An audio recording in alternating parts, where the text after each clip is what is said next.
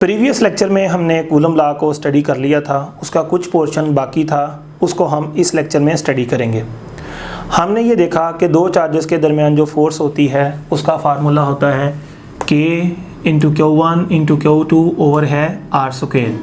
For example आपके पास ये charge है Q1 और ये चार्ज है Q2 और दरमियान में क्या है, फ्री स्पेस। मैंने पता करना चाहा कि इन दो चार्जेस के दरमियान फोर्स कितनी है। मैंने इस चार्ज की वैल्यू पुट की, इस चार्ज की वैल्यू पुट की, K की वैल्यू जो फ्री स्पेस के लिए होती है वो पुट की, इनका दरमियानी फासला पुट किया, तो पता चला ये चार्ज और ये चार्ज के दरमियान जो फोर्स है वो 1 लाख न्यूटन है। इसके बाद एक चीज़ ऑब्ज़र्व की गई कि उन्हीं दो चार्जेस के दरमियान जब कोई मीडियम रखा जाता है तो वही चार्जेस के दरमियान जो फोर्स है वो पहले से कम हो जाती है। मैंने इन्हीं दो चार्जेस के दरमियान जब बाहर से मीडियम रखा, कौन सा मीडियम लिया मैंने, ग्लास। आप कोई भी मीडियम ले सकते हैं। मैंने कौन सा मीडियम यूज़ किया, ग्लास। जब मैंने ग्लास रखा तो मुझे पता चला फोर्स जो है वो पहले से कम हो चुकी है, 1 लाख से कम होकर सिर्फ 10,000 न्यूटन बाकी रह गई। तो फोर्स क्या हो चुकी है, कम। सवाल पैदा हुआ कि ये फोर्स कैसे कम हो गई। मैंने फार्मूले से पूछा कि फोर्स क्यों कम हो गई है। ना मैंने चार्जेस का दरमियानी फासला चेंज किया है, ना मैंने चार्ज की मैग्नीट्यूड को कम किया है, ना मैंने चार्ज की मैग्नीट्यूड को ज़्यादा किया है। तो फिर चार्जेस के दरमियान जो फोर्स है वो क्यों कम हो चुकी है। जब फार्मूले के पास गया तो उसने कहा कि ये भी एक चीज़ है, लाजमन K की वैल्यू कम हो गई होगी। जब ये कम हुआ होगा तो उससे फोर्स की वैल्यू भी कम हो गई होगी। तो हमने क्या ऑब्ज़र्व किया, जब मीडियम आता है तो K की वैल्यू पहले से कम हो जाती है। जब K की वैल्यू कम हो जाती है तो फिर फोर्स की वैल्यू भी कम हो जाती है। जब हम कोई मीडियम लेंगे तो फिर K की वैल्यू 9 इंटू 10⁻9 नहीं होगी या 1/4πε0 नहीं होगी, बल्कि K की वैल्यू को रीडिफाइन करना पड़ेगा, दोबारा से इसको बनाना पड़ेगा। मीडियम के लिए K की वैल्यू का फार्मूला अलग बनेगा और वो फार्मूला है K = 1/4πε0 और बटे में ये एक फैक्टर आ जाएगा, ये एक बटे में रकम आ जाएगी। इसका नाम सुन ले, इसका नाम है relative permittivity, relative permittivity, relative permittivity. और दूसरा इसका नाम है डाइइलेक्ट्रिक कांस्टेंट, और एक और इसका नाम होता है जिसको हम कहते हैं डाइइलेक्ट्रिक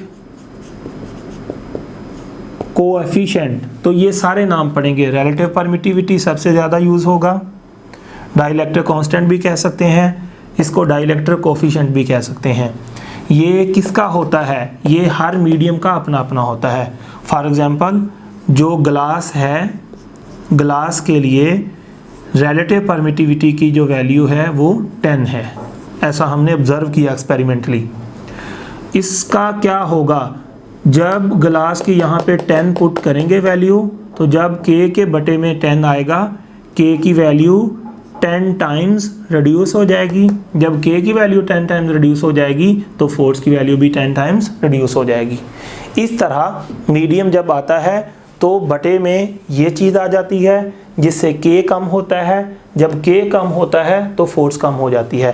तो एक बात याद रख लीजिए, जब भी दो चार्जेस के दरमियान कोई भी इंसुलेटर मटेरियल या मीडियम रखा जाएगा तो उनके दरमियान जो फोर्स तब थी जब उनके दरमियान वैक्यूम था, फोर्स उससे कम हो जाएगी। यूं समझ लें मीडियम फोर्स को थोड़ा हड़प कर जाएगा। ये फोर्स क्यों कम होती है, इसकी रीज़न हम नेक्स्ट आर्टिकल में पढ़ेंगे। फिलहाल आपको यही याद रखना है कि जो दो चार्जेस हैं उनकी फोर्स इस बात पे भी डिपेंड करती है कि दरमियान में मीडियम कौन सा है। आपने देखा दो चार्जेस के दरमियान फोर्स 1 लाख न्यूटन थी, हर चार्ज वही रहा, सिर्फ मीडियम मैंने उसके अंदर रखा। मीडियम के रख देने से उनके दरमियान फोर्स जो है 1 लाख से सिर्फ 10,000 रह गई, यानी 10 गुना कम हो गई। तो वो जो फोर्स कम करता है वो कौन है, मीडियम। हर मीडियम की अपनी अपनी रिलेटिव परमिटिविटी होती है। जितना मीडियम फोर्स को ज़्यादा कम करेगा उसकी उतनी ये रिलेटिव परमिटिविटी ज़्यादा होगी, और उतना K कम करेगा, जितना K कम करेगा उतनी फोर्स कम होगी। ये वाटर के लिए, जो आपके पास पानी होता है, पानी की जो रिलेटिव परमिटिविटी है वो 78 है तकरीबन, यानी दो चार्जेस के दरमियान अगर पानी डाल दिया जाए तो इनकी फोर्स 78 टाइम्स कम हो जाएगी। फॉर एग्जांपल दो चार्जेस एक दूसरे पर फोर्स लगा रहे हैं 7800 न्यूटन, ये चार्ज दोनों फोर्स कितनी लगा रहे हैं 7800 न्यूटन। अगर इनके दरमियान में वाटर पानी डाल दिया जाए तो इनकी फोर्स जो है 78 टाइम्स कम हो जाएगी। आप इसको 7800 को 78 से डिवाइड करें, आंसर आ जाएगा 100। तो आपने देखा फोर्स कितनी थी 7800, पानी डाल देने से फोर्स सिर्फ कितनी रह गई, सिर्फ 100 रह गई। तो ये किसने ऐसा किया है, मीडियम ने। कितना कम कर दिया, 7700 कम कर दिया। कितने गुना कम कर दिया, 78 टाइम्स उसको उसने कम कर दिया। इस तरह अगर आप जर्मीनियम की बात करें, अगर दो चार्जेस के दरमियान हम जर्मीनियम को इंसर्ट करते हैं तो जर्मीनियम की जो रिलेटिव परमिटिविटी होती है वो 16 होती है, यानी दो चार्जेस के दरमियान जर्मीनियम रख देने से जो फोर्स है वो 16 गुना कम हो जाएगी। असल में जर्मीनियम जब यहाँ पुट होगा K की वैल्यू 16 गुना कम हो जाएगी, जब K 16 टाइम्स कम होगा तो फोर्स भी 16 टाइम कम हो जाएगी। तो इस तरह मीडियम रख देने से दो चार्जेस के दरमियान फोर्स को कम किया जा सकता है। तो रिलेटिव परमिटिविटी का फीलिंग वाला जो मतलब है वो ये है कि ये मीडियम जब दो चार्जेस के दरमियान रखा जाएगा तो वो फोर्स को फ्री स्पेस की निस्बत जितनी फोर्स लग रही थी कितने गुना कम कर देगा, वही उस मीडियम की रिलेटिव परमिटिविटी कहलाती है। जितनी किसी मीडियम की रिलेटिव परमिटिविटी ज़्यादा होगी वो मीडियम उतनी ज़्यादा यहाँ पे वैल्यू पुट करेंगे, उस मीडियम की उतनी ज़्यादा वैल्यू यहाँ पुट होगी, K की वैल्यू उतनी ज़्यादा कम हो जाएगी। जब K की वैल्यू कम हो जाएगी फोर्स उतनी कम हो जाएगी। अगर मैं आपसे सवाल पूछूं पानी डालने से ज़्यादा फोर्स कम होती है या जर्मीनियम डालने से, तो सोचो कौन है जिसकी परमिटिविटी ज़्यादा है। तो आंसर है वाटर की 78 है, जर्मीनियम की 16 है, तो पानी डालने से फोर्स पर ज़्यादा असर होगा। सो जिसकी रिलेटिव परमिटिविटी ज़्यादा होगी वो फोर्स को दो चार्जेस के दरमियान उतना ज़्यादा कम करेगा। बुक पे इसका पूरा टेबल है जो कि आप लोगों ने याद करना है। इसके बाद हम लोग इसको डिफ़ाइन करना चाहते हैं मैथमेटिकली कि कैसे डिफ़ाइन किया जाए रिलेटिव परमिटिविटी को। तो आपको पता है ये फोर्स का जो फार्मूला है ये कब है, जब दो चार्जेस के दरमियान क्या था, फ्री स्पेस थी। अब हमें ऐसा फार्मूला बनाना है जो फोर्स बताए लेकिन दो चार्जेस के दरमियान क्या होना चाहिए, दो चार्जेस के दरमियान मीडियम होना चाहिए। तो फिर K की वैल्यू कितनी पुट होगी, 1/4 pi epsilon not Q1 Q2 over क्या है R का स्क्वायर। ये इक्वेशन B है और ये वाली इक्वेशन A है। इसमें क्या है, जब दरमियान में फ्री स्पेस है, और ये फोर्स क्या है जब दरमियान में मीडियम है। यहाँ पे K की वैल्यू कितनी होगी, यहाँ होगी 1/4 पाई एप्सिलॉन नॉट। ये इक्वेशन B, ये इक्वेशन A। अब क्या करेंगे, हम डिवाइड कर देंगे इक्वेशन A को इक्वेशन B से, A इक्वेशन डिवाइड कर देंगे B से। जब डिवाइड करेंगे यहाँ पे आ जाएगा F/F मीडियम। ये force between two charges when there is free space, force between two charges when there is a medium. तो ये इक्वेशन और ये इक्वेशन को आपस में डिवाइड किया, तो अब इसकी ये वाली रकम लिखें 1/4 pi epsilon not Q1 Q2 और क्या है R का स्क्वायर। यहाँ पे ये वाली रकम लिखेंगे 1/4 pi epsilon not epsilon R इनका यहाँ पे Q1 Q2 और क्या है R का स्क्वायर। तो ये रकम कट जाएगी, यहाँ से 1/4 pi epsilon not 1/4 pi epsilon not cut जाएगा। तो पीछे हमारे पास क्या बचेगा, यहाँ पे 1/1 एप्सिलॉन R। तो ये ऊपर चला जाएगा एप्सिलॉन R। जो रिलेटिव परमिटिविटी है वो बराबर आ जाती है F/FM। तो ये एक रिलेशन बन गया। किसका रिलेशन है ये, किसके लिए है ये रिलेशन, रिलेटिव परमिटिविटी के लिए। तो ये F क्या है, force between two charges when there is vacuum. ये क्या है FM, force between two charges when there is medium.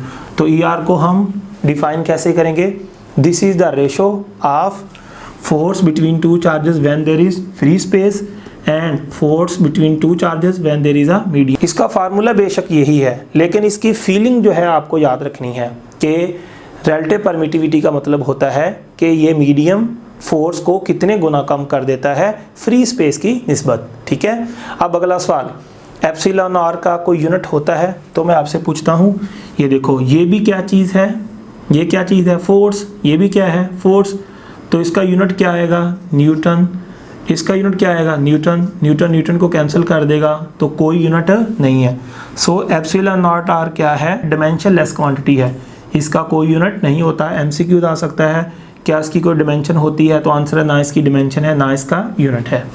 अब अगला सवाल, एप्सिलॉन आर की वैल्यू कितनी होती है? इसका आंसर 1 से ग्रेटर आएगा।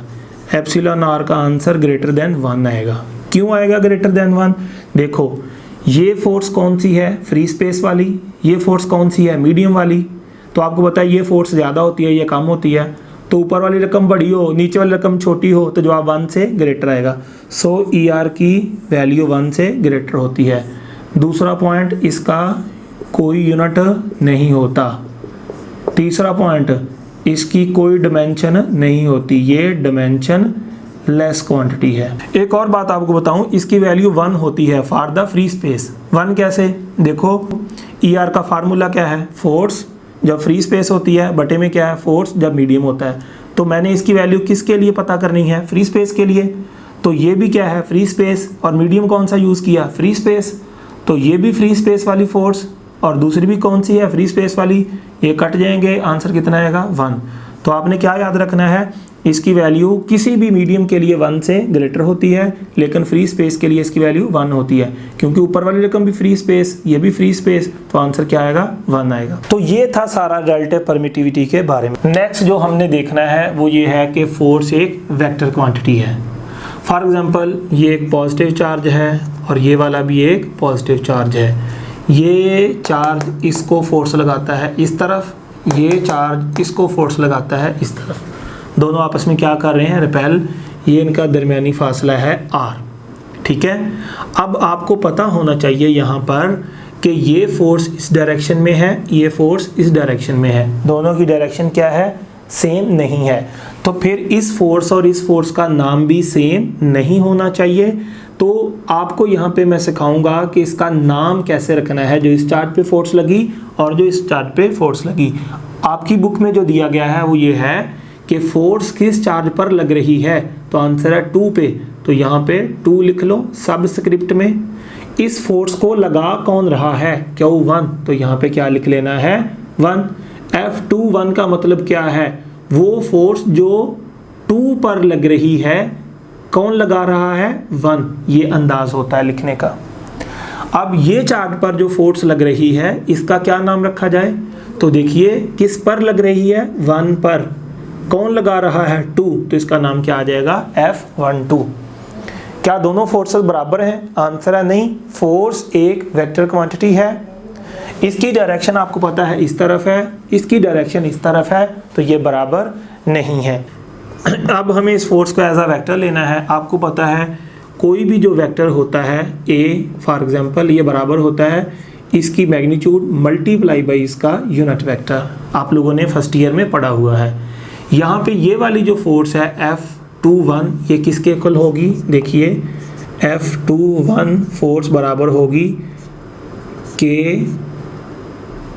Q1 Q2 ओवर में क्या है? R square. ये तो थी फोर्स की मैग्नीट्यूड। ये देखिए जैसे ये वेक्टर है, ये इसकी मैग्नीट्यूड, साथ में कौन आता है? Unit vector. ये फोर्स, ये इसकी मैग्नीट्यूड, यहाँ क्या आएगा? इसका यूनिट वेक्टर। तो इस फोर्स का यूनिट वेक्टर आपको पता है ये आ जाएगा R21। ये यूनिट वेक्टर है, तो यहाँ पे भी क्या आ जाएगा? R21। ओके, इसको मैं नाम दे देता हूँ इक्वेशन F। इसके बाद नेक्स्ट चीज़ देखिए, अब दूसरी फोर्स कौन सी है इस पे लगने वाली? तो देखिए इसको हमने एज अ वेक्टर लिखना है। ये क्या आ जाएगा? F12 किसके बराबर है? Q1 Q2 और R स्क्वायर। ये तो आ गई इसकी मैग्नीट्यूड। तो यहाँ पे इसका क्या आएगा? Unit vector. तो इस फोर्स का यूनिट वेक्टर आपको पता है इसी तरफ होता है, ये फर्स्ट ईयर में पढ़ा आपने। यूनिट वेक्टर कैसा वेक्टर होता है जो डायरेक्शन को रिप्रेजेंट करता है और इसकी मैग्नीट्यूड 1 होती है। तो इसका यूनिट वेक्टर क्या आ जाएगा, R12। तो इस फोर्स का ये यूनिट वेक्टर है और इस फोर्स का ये यूनिट वेक्टर है। तो यहाँ पे इसका यूनिट वेक्टर आ जाएगा R12। ये लो, ये कौन सी इक्वेशन है, G इक्वेशन नाम दे दिया हमने। तो ये फोर्स जो इस पे लगती है और ये फोर्स जो इस पे लगती है, इसको मैंने एज अ वेक्टर लिख दिया। इसके बाद मुझे एक चीज़ बताइए, R12 किधर है? तो आंसर है R12 इस तरफ है। R21 किधर है? R21 इस तरफ है। तो दोनों की डायरेक्शन क्या है, अपोजिट। मैं क्या लिख सकता हूँ, R12 बराबर है R21 के। बराबर क्यों है? क्योंकि ये यूनिट वेक्टर की मैग्नीट्यूड भी 1 है, इस यूनिट वेक्टर की मैग्नीट्यूड भी 1 है, इसलिए बराबर है। इसकी डायरेक्शन इधर है, इसकी डायरेक्शन इधर है, दोनों की डायरेक्शन क्या है, अपोजिट। ठीक है, तो ये दोनों यूनिट वेक्टर इक्वल हैं क्योंकि इनकी मैग्नीट्यूड 1 है, लेकिन डायरेक्शन आंखों से देखने से पता चलता है कि अपोजिट है। अब जो आपके पास ऊपर क्वेश्चन है जी वाली, उसमें पुट करें इसको, पुट इन जी इक्वेशन में पुट करेंगे तो जी इक्वेशन क्या बन जाएगी, F12 इज इक्वल टू के Q1 Q2 ओवर क्या आ जाएगा, R का स्क्वायर आ जाएगा, और 1 2 की जगह क्या पुट आ जाएगा, माइनस R21 और इसके ऊपर ये hat, minus R21 unit vector. यहाँ पे क्या था, R12 बराबर है माइनस R21 के।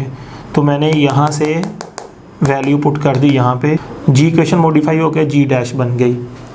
इसके बाद आप इस माइनस को यहाँ से यहाँ लेके जा सकते हैं। जब ये माइनस यहाँ जाएगा तो ये साइड देखिए और ये एफ इक्वेशन की ये साइड देखिए, ये देखिए के Q1 Q2 R स्क्वायर, के Q1 Q2 R square, R21 ये साइड आपस में क्या है, बराबर। तो मैथमेटिक्स में दो साइडें बराबर हों तो ये दोनों भी आपस में बराबर। सो हम क्या कह सकते हैं, F21 is equal to minus F12। तो यहाँ से पता चला कि 2 चार्ज पे लगने वाली जो फोर्स है जो 1 ने लगाई वो बराबर है उस फोर्स के जो 1 पे लग रही है और 2 लगा रहा है। बराबर का मतलब दोनों की मैग्नीट्यूड आपस में बराबर है लेकिन डायरेक्शन अपोजिट है। अगर ये चार्ज इस पे 500 न्यूटन लगा रहा है तो ये चार्ज भी इस पे 500 न्यूटन लगा रहा है। दोनों की मैग्नीट्यूड बराबर होगी लेकिन डायरेक्शन अपोजिट होगी। तो कूलम का लॉ साबित हुआ कि न्यूटन के थर्ड लॉ के मुताबिक है। It was all about the Coulomb's law. इसके बाद मैं एक 5 मिनट की वीडियो का क्लिप और बनाऊंगा, उसमें कूलम लॉ के मुताल्लिक जो बहुत ही कॉन्सेप्चुअल क्वेश्चंस हैं वो किए जाएंगे। 1-2 MCQs करूंगा, 1-2 नए ट्रिक्स आपको बताऊंगा। अगर आप उसको सुनना चाहते हैं तो आपको उसका काफ़ी बेनिफिट होगा MCQ सॉल्व करने में और इससे आपके कंसेप्ट बहुत ही ज़्यादा क्लियर होंगे। अदरवाइज जो बुक में सारा था वो तकरीबन मैंने यहाँ पे कवर कर दिया है। आई होप आपको पता चल गया होगा। अल्लाह हाफिज़।